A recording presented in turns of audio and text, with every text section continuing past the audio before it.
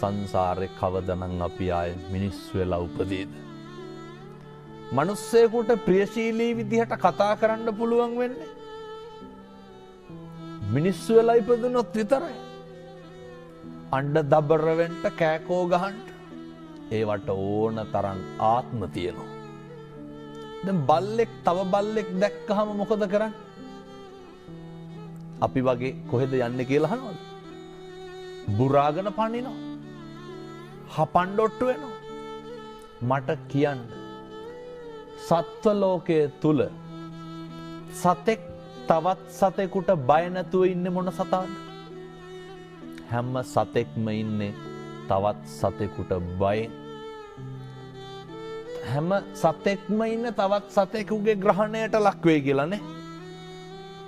පැහැදිලිද මම මේ කියන එක මනුෂ්‍ය ආත්ම භාවයේ තියෙන වටිනාකම? මේක තේරුම් නොගන්න තාක්කල් බණහන එකේ අර්ථයක් නැහැ. කෙනෙකුට දෙන්න පුළුවන් දෙයකට තියෙන්නේ වතුර වීදුරුවක් නම් ඒක බොහොම ගෞරවයෙන් දෙන්න. ඒක බොහොම ඕනෑකමින් දෙන්න.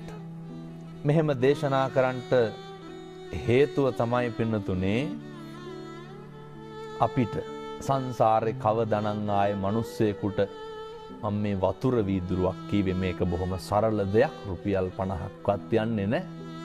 කවදනම් ආයේ කෙනෙකුට වතුර ටිකක් දෙන්න. සමහරු කියනවා නේද ඔය වතුර ටිකක්වත් දෙන්නේ නැහැ වුන්ට කියලා. කොහොමද මිනිස්සු එහෙම කියන්නේ? ඒ වැරදි අඩුපාඩු වෙන එක ඒ මිනිස්සුන්ගේ වැඩ.